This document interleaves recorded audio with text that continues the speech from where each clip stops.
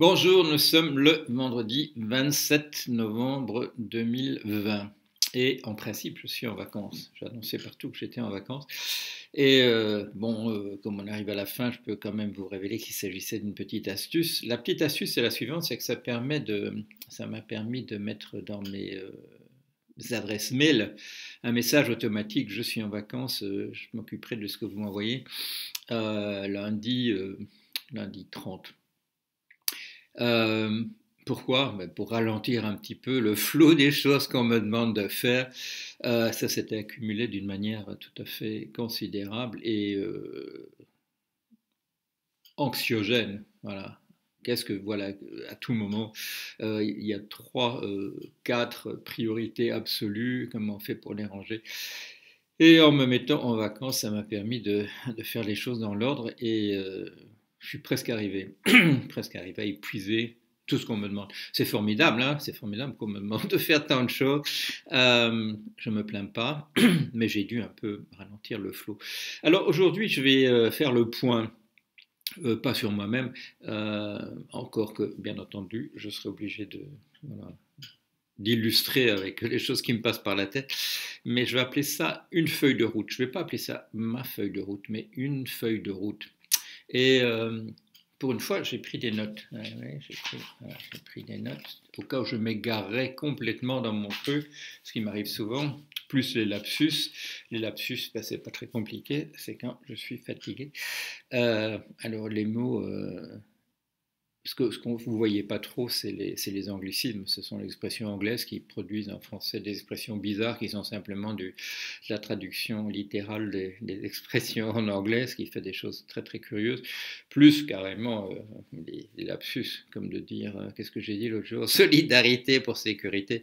Ça m'a beaucoup fait rire, mais ça n'a pas fait rire les lecteurs de mon blog. Et je reviendrai là-dessus, sur le fait que ça les a pas fait rire.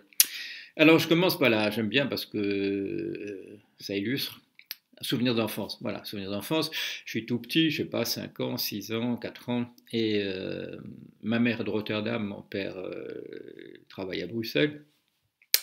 Et donc, on passe des périodes considérables, nous les enfants, ma sœur et moi, dans la famille en Hollande. Heureusement, il y a des grandes maisons avec beaucoup de pièces.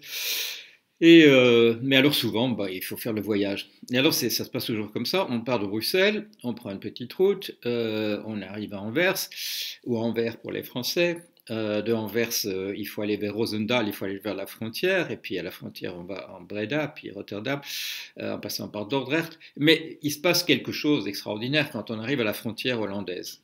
Alors, tout à coup, il est mis frontière et douane, et tout à coup, devant soi, s'ouvre une route à quatre bandes qui va à Rotterdam. Bon, et alors, un soupir de soulagement de la part de ma mère, qui a envie d'être arrivée déjà là, mais en même temps, la remarque, ouais, mais enfin bon, c'est les nazis qui ont inventé ça, l'autoroute.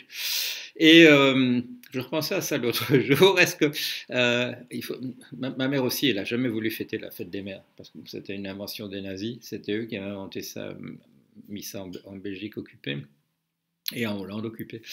Et bon, mais je pensais à ça parce on m'a fait lire, non, c'était pas lire, on m'a fait regarder une vidéo où on interviewait Monsieur Johan Chapoutot.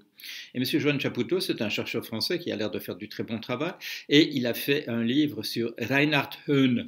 Reinhard Höhn était un général SS, mais qui a été connu après la guerre pour avoir créé une grande école de management, voilà, une business school, une école de commerce, et d'avoir été un des théoriciens de la théorie du management. Et donc la thèse de M. Chapoutot, au moins en arrière-plan, c'est qu'il y a un lien entre le nazisme et la théorie du management.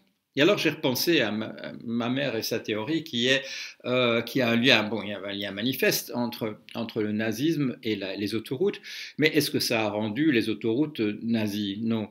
Finalement, on a fait beaucoup d'autoroutes et les gens oubliaient que c'était une invention des nazis. Bon, c'était bien pratique, évidemment, pour faire passer des chars et des choses comme ça. Encore que sur une autoroute, ça devait les défoncer. Il devait y avoir sûrement des endroits parallèles où on faisait avancer les chars. Mais bon. Alors, qu'est-ce qui ne marche pas dans la thèse de M. Chapoutot? Ben, c'est que c'est pas que le management soit nazi. De quoi il s'agit?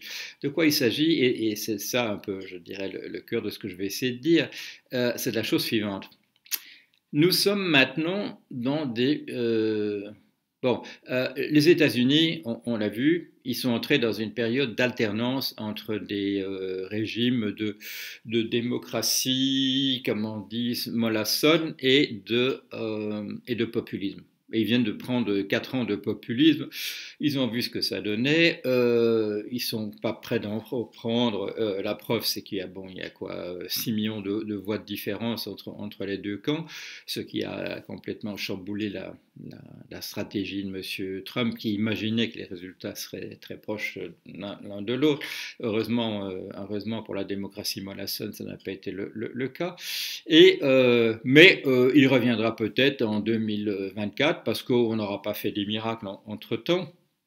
Et on sera reparti, voilà, pour une série d'alternances comme ça. Alors, il y a des pays qui font ça depuis longtemps. Heureusement, dans les pays où j'habite et dont je viens, on n'a pas encore eu ça.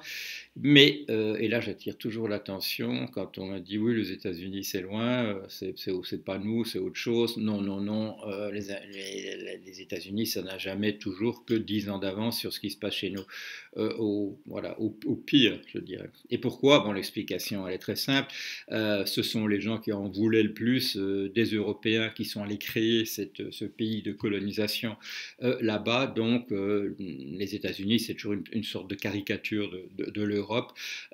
C'est une espèce de, voilà, d'élite de gens qui en voulaient vraiment, souvent parce qu'ils crevaient la dalle et qu'ils ne pouvaient pas faire autre chose que partir, mais d'autres aussi, hein, des entrepreneurs particulièrement voilà, visionnaires qui disaient là, on va vraiment pouvoir se remplir les poches.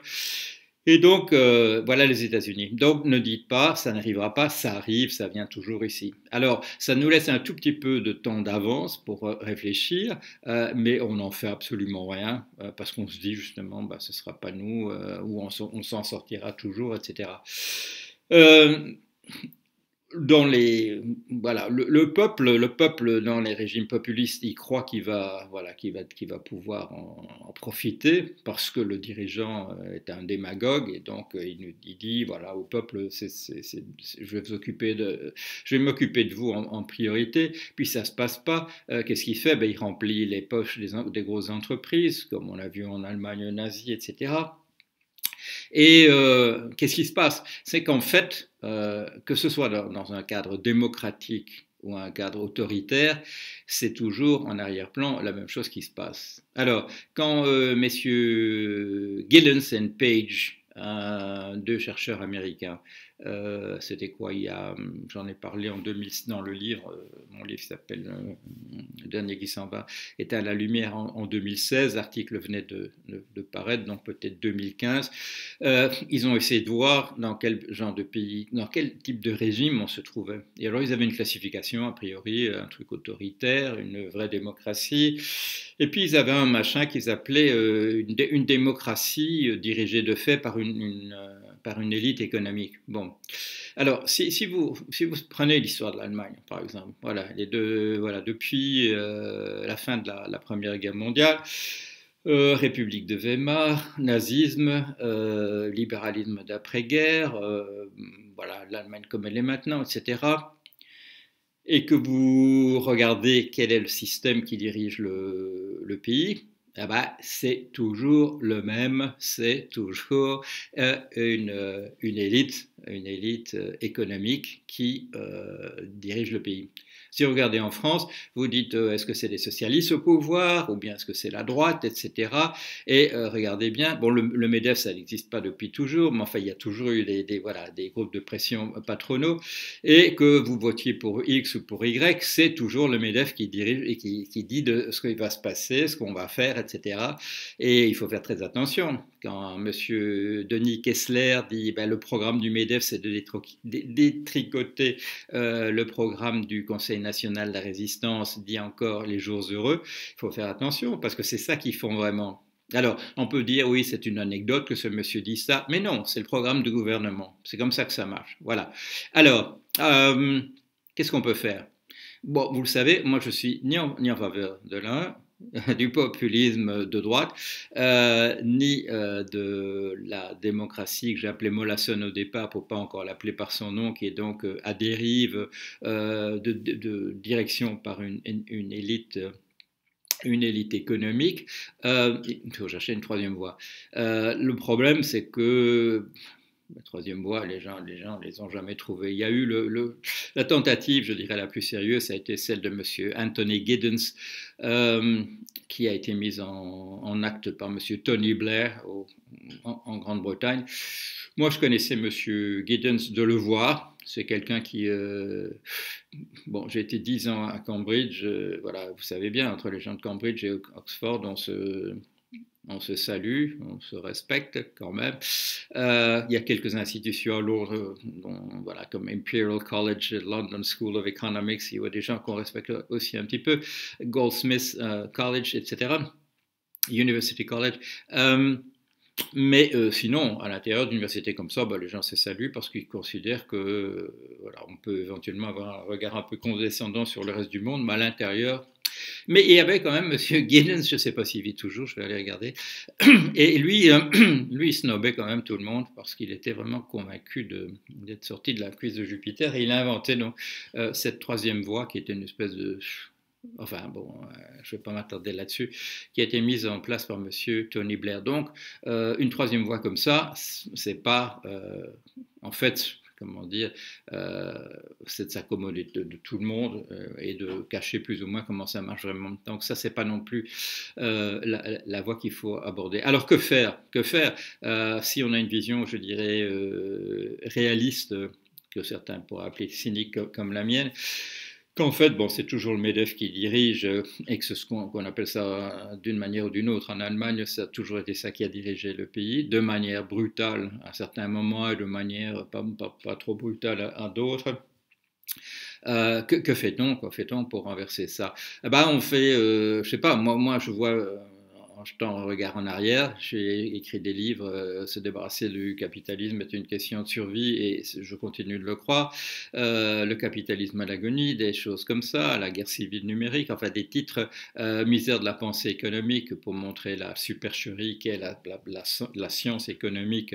Et vous savez que pour moi, malheureusement, les malheureux hétérodoxes, c'est simplement une version supplémentaire en réalité de la même chose. Il faut vraiment, si on veut changer, si on veut avoir une science économique, il faut véritablement pas simplement des petites corrections ici ou là, il faut des changements de paradigme, il faut regarder les choses vraiment d'une autre manière. Et alors là, bon, moi je passe un peu mon temps aussi à essayer de mettre les linéaments, les principes de ça dans des bouquins. Alors qu'est-ce qu'on peut faire? Je ne sais pas.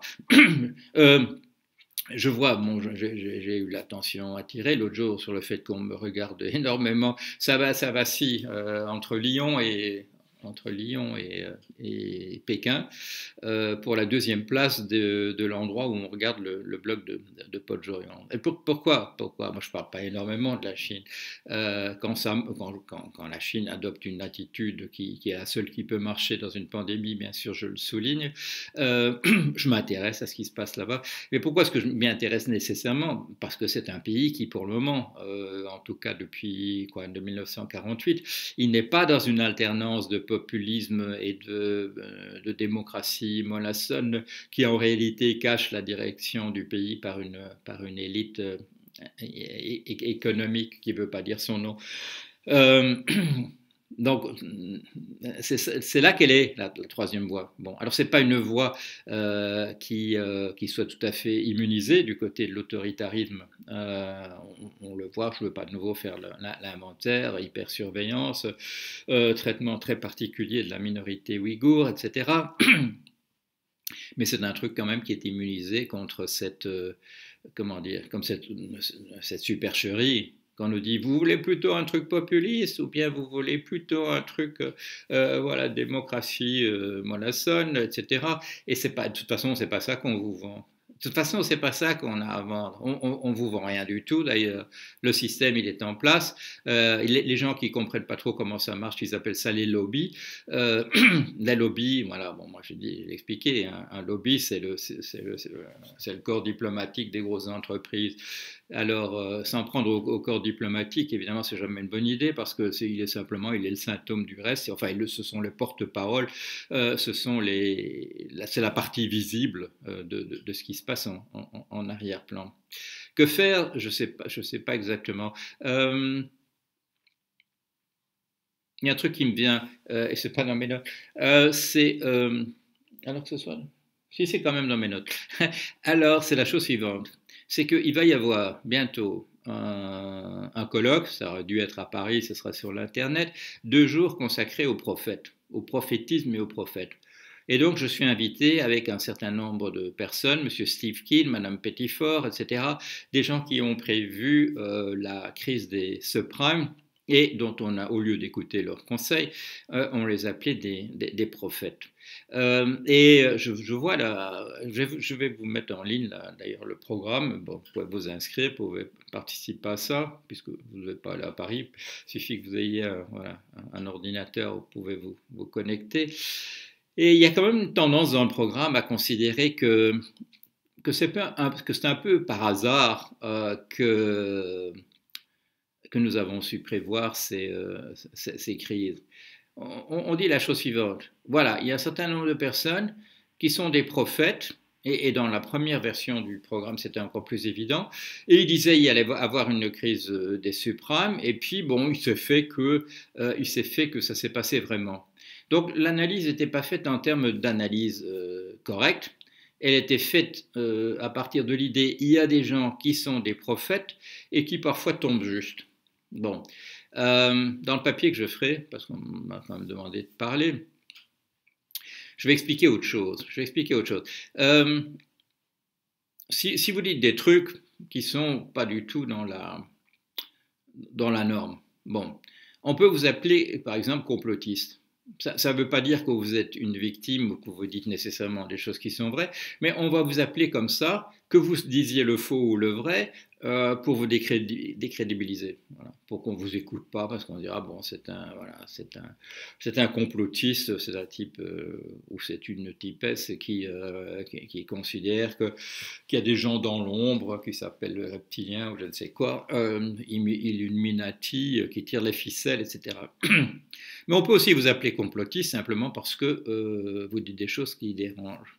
Mais si vous êtes sérieux, on ne va pas vous appeler complotiste. Si vous êtes quelqu'un qu'on ne peut pas décrédibiliser comme ça, parce qu'il a, par exemple, parce qu'il a un gros tas, comme disait Susan George l'autre jour, parce qu'il a un gros tas de diplômes et qu'il est passé par des endroits voilà, prestigieux comme Cambridge ou des choses comme ça, qu'il a peut-être eu même des prix dans une université ailleurs, on ne peut pas dire si facilement c'est un complotiste, on est obligé de monter d'un cran. Et alors on dit c'est un prophète ou une prophétesse. C'est une façon de vous décrédibiliser, mais sans se ridiculiser soi-même en disant a priori quelqu'un qui a l'air d'avoir toutes les, je dirais, toutes les marques qu'il faut de respectabilité intellectuelle, on dit prophète. Et si ça marche, si c'était une prévision exacte, on dira oui, mais enfin, bon, ce qu'il disait ou ce qu'elle disait, etc., etc. Donc, c'est-à-dire qu'on ne sera pas ridiculisé a posteriori, comme on pourrait l'être si on avait simplement dit complotiste. C'est simplement, je dirais, une manière de décrédibiliser, mais en assurant un petit peu ses propres arrières. Voilà. Ça ne veut pas dire que cette conférence ou ce colloque ne sera pas intéressant, il faut regarder. Mais moi, je me méfie de l'idée, voilà, il y a des gens qui sont prophètes, comme voilà, c'est dans leur gène, et puis ils peuvent dire des choses vraies ou fausses. Non, c'est pas ça.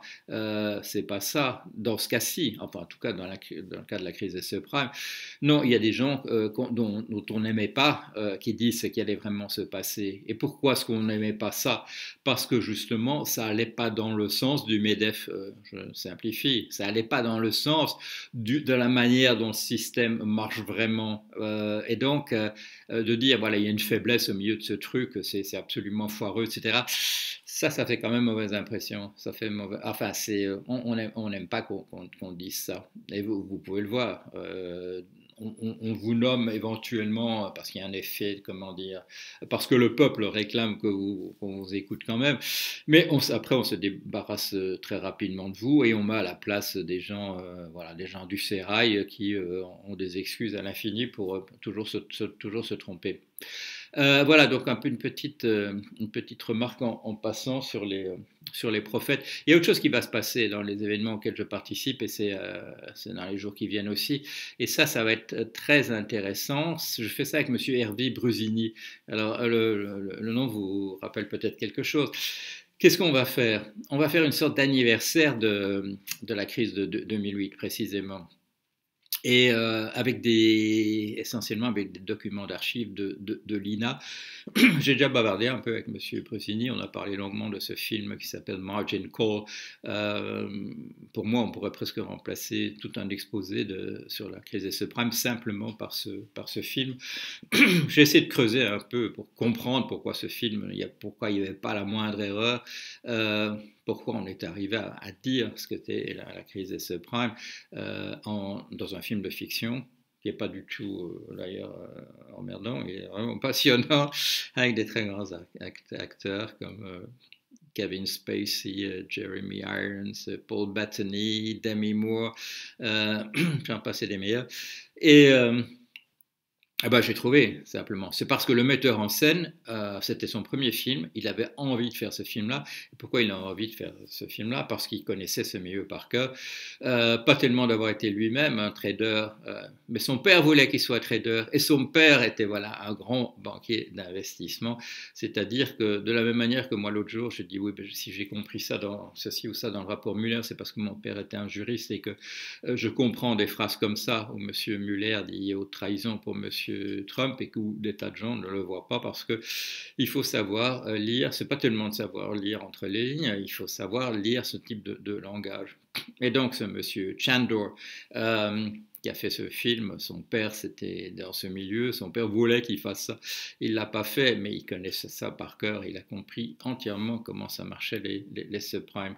Et c'est pas la même, c'est pas l'histoire qu'on voit dans les journaux. Alors mes bouquins, moi j'ai fait pas mal de bouquins, ils ont été bien été vendus, ils ont bien été lus. Mais quand je regarde la version officielle de 2008, c'est déjà entièrement révisionniste. On vous a réinventé une histoire qui arrange les gens qui nous gouvernent vraiment. Pourquoi? Parce que c'est pas difficile. Tous les gens qui font de la science économique, tous ceux qui sortent, tous ceux qui sont dans une faculté, qui sont passés par là ou par une école de commerce, eh ben, on les a endoctrinés dans quelque chose qui n'est pas la manière dont il faudrait rendre compte des choses. Alors les moyens, voilà, les moyens sont là. Voilà, feuille de route. Qu'est-ce qu'il faut faire? Il faut arriver à trouver. Je n'ai pas envie d'employer cette expression troisième voie parce que justement, c'est pas. Il y a eu une troisième voie récemment et c'était vraiment pas ça. Il faut essayer de trouver quelque chose. C'est pas évident parce que combien de gens se présentent aux élections avec un programme comme celui que je viens de vous dire. Si, bon, moi connaissez, bon, moi j'ai encouragé à une époque, j'ai encouragé Piketty à se présenter à la présidence de la République en France, comme ça l'intéressait pas, j'ai essayé moi-même d'un peu voir, quelqu'un m'avait encouragé à devenir député européen, j'ai essayé de voir comment on pouvait faire ça. J'ai regardé, ce que j'ai vu confirmait ce que je savais un petit peu d'avance, mais j'ai quand même essayé, j'ai joué le jeu, voilà. Je suis allé jusqu'au bout à essayer d'être au moins un candidat sur une liste, et même ça, même en position 80 000, personne n'en a voulu. Pour être honnête, c'est que ça fait partie quand même du problème. C'est que des personnes qui pourraient quand même dire des choses intéressantes s'ils étaient au Parlement européen.